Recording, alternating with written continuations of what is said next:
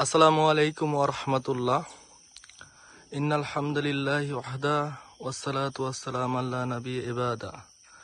জান্নাতি নূর হিফজ ও ইতিমখানার আপডেট জানাতে চলে আসলাম। আমাদের ইতিমখানা কিন্তু ছাউনির কাজটা শেষ হয়ে গেছে আলহামদুলিল্লাহ।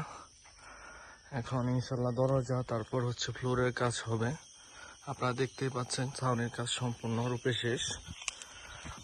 আপনারা নিশ্চয় জানেন যে এই ইতিমখানা এবং আপনার হিফজখানাটি আপনাদের সাহায্য সহযোগিতার মাধ্যমে পরিচালিত হবে ইনশাল্লাহ। তাই সকলের কাছে প্রথমে দোয়া প্রার্থনা করছি এবং সার্বিক সহযোগিতার জন্য অনুরোধ জানাচ্ছি।